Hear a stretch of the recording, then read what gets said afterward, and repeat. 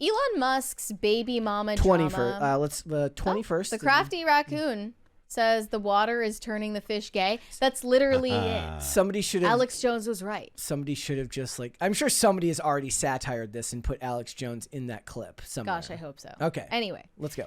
Elon Musk's baby mama drama has been cringe. circulating in the media for quite a while now, and we've kind of stayed away from it. I didn't want to get too involved in commentary about things that weren't confirmed yet.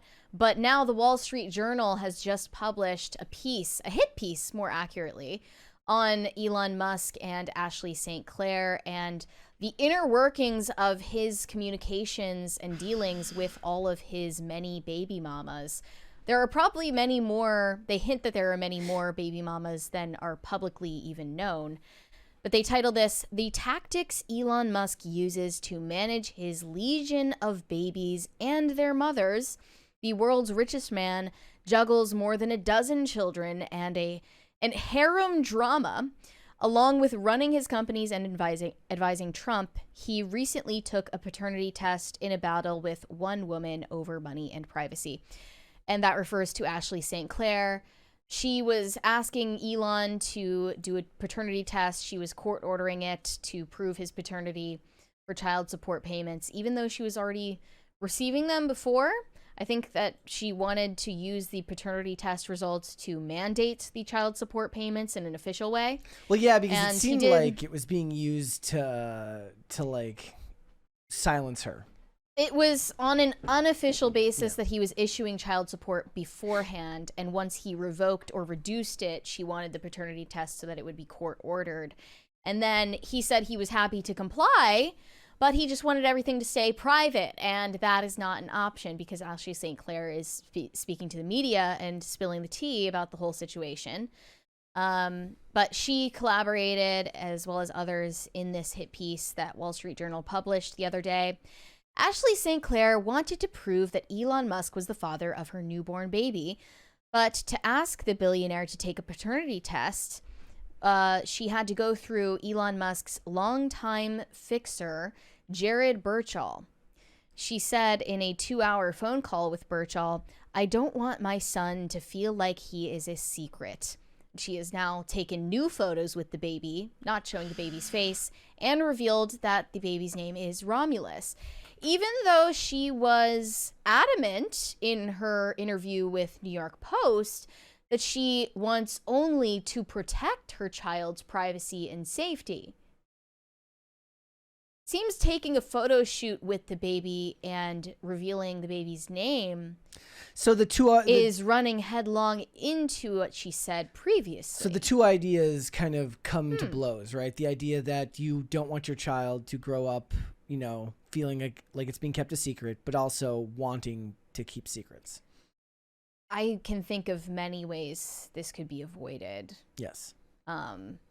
Probably not biologically linking to yourself to Elon Musk in the first place, which was a premeditated event. Well, and the most interesting part about the article is it uses Ashley St. Clair as a backdrop for it, but what it focuses on heavily is Elon Musk's his fixer was named Birchall. Even his name sounds like a character in a movie, Birchall. Yeah. He does. He seems like a shadowy. He's the Saul Goodman of Elon's life. But it's that, and it focuses heavily on Elon Musk's, obsession with reproduction and population collapse and his harem, and that's really the focus of the article. She is used as the backdrop, whereas the focus is on his kind of obsession with having kids. Right. He's very much a pro-natalist ideologue.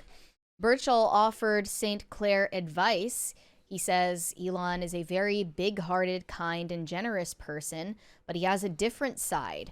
When a mother of his child goes the legal route in these discussions, quote, that always leads to a worse outcome for that woman than it would have been otherwise. Plus, he said Elon wasn't sure the child was his. I think that's kind of a lie because, as you can hear in the story of how Romulus was conceived, it was very much premeditated between the two of them. And he was talking about having kids with her. And throughout her pregnancy, they were still talking about this child as if it's both of theirs. So suddenly he's like, oh, I don't even know if this is mine. But yeah, it wasn't the first conversation for Birchall. He also organized Elon's $250 million push in support of Trump. And behind the scenes, he manages the financial and privacy deals that Elon wants for the women raising his babies. Let me make the point. So if you make a movie, you get... so these two characters, Elon Musk is a movie supervillain in every sense of the word. He may not be in real life, but the guy who has an obsession with spreading his seed and talks about going to other planets, and the way he's framed in the article, he's a supervillain in every sense of the word. But the guy who's doing all this behind the scenes, he gets a TV show made of him, like you said, Saul Goodman. Yeah. So you make a movie about Elon Musk. Jared. You make a movie about Elon Musk. You make a TV show about Birchall. Yeah, if you have some baby mama drama, you better call Jared and he'll fix it for you. They talk about how he offered her $15 million plus $100,000 a month until the child was 21. This was in exchange for her staying silent about the child. And as Milo actually pointed out, she declined to sign a confidentiality agreement worth over $40 million because there was something she wanted even more than the money: for everyone to know it was Elon's baby. So she wasn't willing to make the trade-off for all that money. Instead, she wanted, it seems to me, the attention. So she says, 5 months ago, I welcomed a new baby into the world. Elon Musk is the father, she wrote. I have not previously disclosed this to protect our child's privacy and safety, but in recent days, it has become clear that the tabloid media intends to do so, regardless of the harm it will cause. And then they point out that 4 days after that post, he eliminated the $15 million offer, right? And went to court to discuss paternity testing and Musk's request for a gag order. He lowered the financial offer further, dropping her support from $100 to $60, and then from $60 to $40,000. And the last payment was $20,000. So every time she would push back, he would lower the amount. Her pay. And that's the problem with an unofficial method of payment, is he's in control of that. Yes, which is why she's gone the legal route. Yeah. I don't even know who I hate more in this situation. Like, they both just seem like corrupt people. I just laugh at it because for him, he has such lofty goals in life with whether it's the cars and getting people off fossil fuels, with vehicles and the idea of going to space, and just the grandiose nature of his ideas just speak to a movie villain when you add in things like this here. What do you think, Phil? So I know Ashley, not super well, but well enough to have talked a few times or talked a bunch of times, and we're friendly. So that being said, I really wish that she wasn't making the situation like this. I know that Musk was offering, I understand and I agree that Musk sounds like he's trying to control the situation, but the amounts of money that he was offering or has offered her really don't leave him in a lot of control. If I understand correctly, she was offered something like 15 million flat out and then 100 grand a month. Yes. That's not originally. Yeah, that's FU money, right? She will never have to worry about money in her life. $15 million is enough to make sure you don't have to worry about money ever again. You take half and you buy a nice house. She could buy a nice place in Manhattan. She lives in New York. She could buy a decent place, $2 million apartment in Manhattan. Nice, right? Own that. She could buy another one, rent that out, and then take $5 million, put it in some kind of account. Thank you. It grows, and the $100 will still, or the $100,000 a month will still cover all of her expenses. You have got to be spendy as hell to spend more than $100,000 a month. So really, she's not in a position where she would, or if she had taken that, she wouldn't be in a position where she's going to rely on Elon anymore. So I don't know why she's doing this other than wanting the attention and wanting to drag Musk through the mud. So it wasn't about the money, though. At least that's clear to me, and that's what she would probably say in response to that. Yes. She would say, it's not about the money, it's about the principle of the thing, and it's wrong that he would dock the pay on an unofficial basis based on whether I'm on good behavior. And I think the whole situation is unethical, obviously, but no one's hands are clean in this situation. Also, when she was pregnant, she says that Elon Musk urged her to have the baby via C-section. Musk posted on X that vaginal births limit brain size and a C-section allows for bigger brains, and he requested that the baby not be circumcised. I think if you, again, I want to make my argument again as to why I'm saying like he sounds super villain-esque. When you decouple like love and care and relationship from the act of having children, and you start talking about the pragmatic needs for doing so, it just sounds super villainy to me on top of everything else. Yeah, it's sinister. It's like, sinister. It's asking her to have a C-section when it's not required for this purpose just sounds like something a movie villain would say to me as he's like sending a ship to space. Yeah. And it is, in the movie he would send her to space to have the C-section. Like, it is, by the way, scientifically inaccurate anyway, what he's saying. And there are more health risks for both the mother and child to opt for a C-section, which is why it's only considered for emergencies. So he's actually not even looking out for the best interests of his own baby when he is prompting her to make that decision. She ended up ignoring his advice anyway. James Higgins says, dude, she sounds like the real supervillain. No, she could sound like a regular street level Marvel villain. Elon Musk sounds like a cosmic villain. Those are different things. Look, she sounds duplicitous and kind of stupid, and he sounds evil. And no one in this situation is, beyond blame, okay? Everyone in this situation deserves their share of the blame. They go into Elon's pro-natalist agenda here. His baby-making project is also relevant to his ambition for NASA, which he wants to move faster to go to Mars. He said that making people multi-planetary is critical to ensuring the long-term survival of humanity and life as we know it. In his view of the world, civilization is under threat because of a declining population, and he is driven to correct the historic moment by seeding the Earth with more human beings of high intelligence. His businesses are set up to serve that idea. The main objective of SpaceX is to build a rocket ship capable of getting to Mars, and his other companies, including Tesla, help finance that plan. He refers to his offspring as a legion. And then this is from a text all message. Of Mary's buzzwords. This is from a text message that he sent to Ashley St. Clair while she was pregnant. He said, to reach legion level before the apocalypse, we'll need to use surrogates.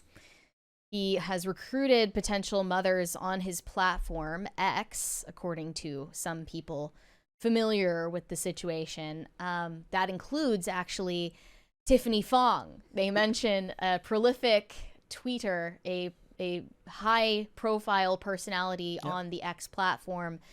She's a cryptocurrency influencer named Tiffany Fong, who was covering the downfall of Sam Bankman-Fried when Elon started liking and replying to her posts. His interactions ramped up as she posted more political content in support of Trump, and he followed her during the summer of 2024. This sort of attention from Elon on X sent droves of followers to Tiffany Fong, which was a financial boon. More engagement meant more earnings for her as part of the revenue sharing program for creators on X.